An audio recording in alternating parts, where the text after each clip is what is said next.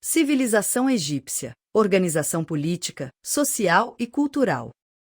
O Egito Antigo foi uma das civilizações mais admiráveis que o mundo já conheceu.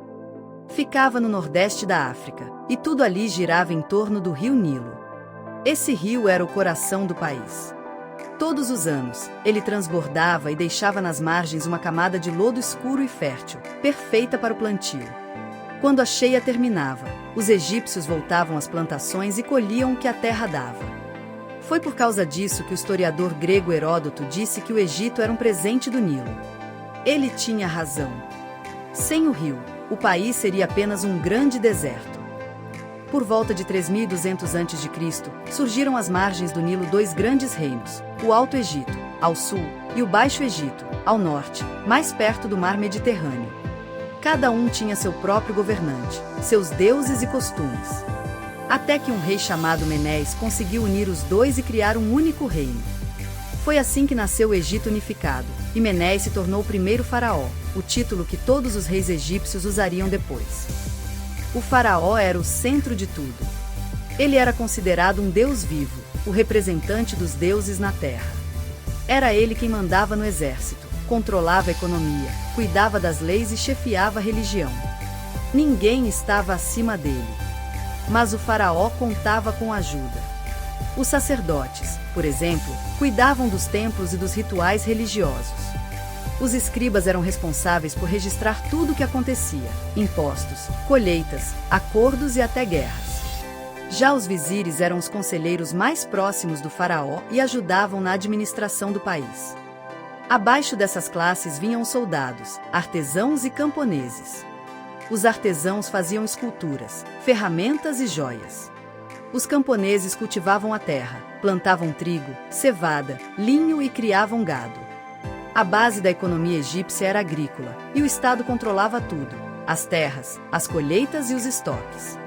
Parte da produção era usada pelo governo e outra parte ficava com os trabalhadores. A camada mais baixa da sociedade era formada pelos escravos, que eram geralmente prisioneiros de guerra. A religião era o centro da vida no Egito.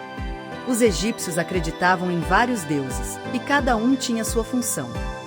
Ra era o deus do sol, Ísis era a deusa da maternidade e da magia, Osíris era o deus da vida após a morte, Anubis cuidava das almas dos mortos, e Horus, o deus com cabeça de falcão, protegia o faraó. Cada cidade tinha um deus principal e seus templos próprios. Esses templos eram enormes e cheios de símbolos. As colunas eram decoradas com desenhos e hieróglifos, e apenas os sacerdotes e o faraó podiam entrar nas partes mais sagradas. Os egípcios acreditavam que a morte não era o fim, mas o começo de uma nova vida. Achavam que, para o espírito continuar sua jornada, o corpo precisava ser preservado. Por isso surgiu a prática da mumificação. O processo era demorado e podia levar até 70 dias. Primeiro, os órgãos internos eram retirados e guardados em vasos chamados canopos. Depois, o corpo era coberto com sais e envolto em faixas de linho. Os faraós e nobres eram enterrados com alimentos, amuletos, estátuas e objetos de valor, tudo para que não faltasse nada na vida após a morte. As pirâmides são os símbolos mais famosos dessa crença. Elas foram construídas como túmulos para os faraós e suas famílias. As mais conhecidas são as de Quéops, Quéfren e Miquerinos, na planície de Gizé. Milhares de trabalhadores participaram dessas construções, usando cordas, rampas e rolos de madeira. As pedras, algumas com mais de 2 toneladas, eram cortadas e encaixadas com uma precisão impressionante. Tudo isso sem o uso de máquinas. Com o passar do tempo, os egípcios pararam de construir pirâmides e passaram a fazer túmulos escavados em rochedos, como os do Vale dos Reis, onde está a famosa tumba de Tutancâmon. Ele morreu jovem, mas ficou conhecido no mundo inteiro depois que seu túmulo foi encontrado quase intacto em 1922, cheio de tesouros e objetos do dia a dia. O Egito também foi pioneiro na escrita. A escrita hieroglífica era composta por símbolos que podiam representar sons, ideias ou palavras. No início, ela era usada apenas em templos e túmulos, mas depois passou a ser usada em registros administrativos e religiosos. O material usado para escrever era o papiro, feito a partir de uma planta abundante nas margens do Nilo. Esse papiro era cortado em tiras, prensado e secado ao sol, criando folhas que lembram um papel moderno. Os escribas, que dominavam essa escrita, tinham um papel essencial. Eles eram os responsáveis por registrar os impostos, os inventários das colheitas, as leis, as transações comerciais e até poemas e orações. Sem eles, o Egito não teria conseguido administrar um império tão grande. Além da escrita e da religião, o Egito se destacava nas ciências. Os egípcios observavam o céu todas as noites e notaram padrões no movimento das estrelas. A partir disso, criaram um calendário com 365 dias, dividido em 12 meses, que servia para prever as cheias do Nilo e organizar a agricultura. Também estudaram geometria e engenharia para construir templos, pirâmides e canais de irrigação.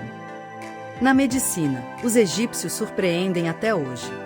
Eles estudavam o corpo humano por causa da mumificação e desenvolveram um bom conhecimento sobre anatomia. Usavam mel como cicatrizante, plantas medicinais para tratar infecções e até faziam cirurgias simples. Existem papiros médicos antigos, como o de Ebers e o de Edwin Smith, que mostram receitas e instruções detalhadas de tratamentos. A arte egípcia também era muito característica. As esculturas e pinturas seguiam regras fixas. As pessoas eram retratadas sempre de perfil, com o corpo de frente e os olhos voltados para o observador. As cores tinham significados.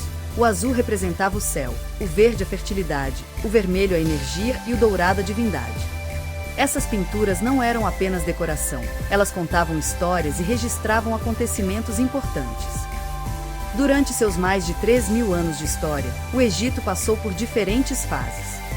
O Império Antigo, marcado pela construção das pirâmides, foi seguido por um período de instabilidade e, depois, pelo Império Médio, quando o país se reorganizou. O auge aconteceu no Império Novo, entre os séculos 16 e 11 a.C., quando faraós como Ramsés II expandiram o território e construíram grandes templos e monumentos. Nessa época, o Egito chegou a dominar regiões da Ásia e da Núbia, ampliando suas fronteiras e riquezas. As mulheres egípcias tinham um papel mais importante do que em muitas outras civilizações antigas. Elas podiam herdar bens, administrar propriedades e até governar. Um exemplo é Hatshepsut, uma das faraós mais marcantes do Egito, que comandou o país com sabedoria e promoveu o comércio e a construção de templos. E há também Cleópatra, que governou séculos depois e ficou conhecida por sua inteligência e habilidade política. Outra curiosidade importante é como o Egito foi redescoberto no mundo moderno. Durante muito tempo, as inscrições egípcias eram um mistério. Só em 1799, com a descoberta da Pedra de Roseta, os estudiosos conseguiram decifrar os hieróglifos. A pedra tinha o mesmo texto escrito em 3 línguas: grego, demótico e hieroglífico. Isso permitiu que o pesquisador francês Jean-François Champollion conseguisse traduzir o idioma e abrir caminho para a egiptologia moderna. O Egito também teve contato com outras civilizações. Mantinha comércio com a Mesopotâmia, trocando produtos como trigo, ouro, papiro e tecidos por madeira, pedras preciosas e metais. Esse intercâmbio cultural e econômico ajudou na troca de conhecimentos, como técnicas de irrigação e formas de escrita. Com o tempo, o poder dos faraós foi diminuindo. As guerras, as invasões e as disputas internas enfraqueceram o país. O Egito acabou sendo dominado por vários povos estrangeiros, como os assírios, persas, gregos, por fim, os romanos, que transformaram o país em uma província do Império em 30 a.C., após a morte de Cleópatra. Mesmo sob domínio estrangeiro, o Egito continuou sendo um centro de conhecimento e cultura. A cidade de Alexandria, fundada por Alexandre o Grande, virou um dos maiores polos científicos e culturais do mundo antigo. A Biblioteca de Alexandria chegou a reunir centenas de milhares de pergaminhos com saberes de várias civilizações e ajudou a preservar o conhecimento egípcio para gerações seguintes. O Egito Antigo influenciou outras culturas, especialmente a grega e a romana, que herdaram suas ideias de arquitetura, arte, medicina e até de religião. Muitas representações de deuses e símbolos usados depois na cultura ocidental têm origem nos templos e mitos egípcios. A ideia de vida após a morte, o julgamento das almas e o uso de amuletos protetores são exemplos de heranças que atravessaram os séculos.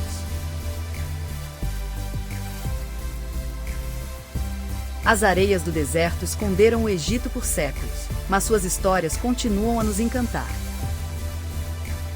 E aí, gostou desse vídeo?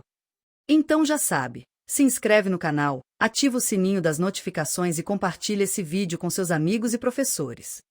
A gente se vê no próximo episódio.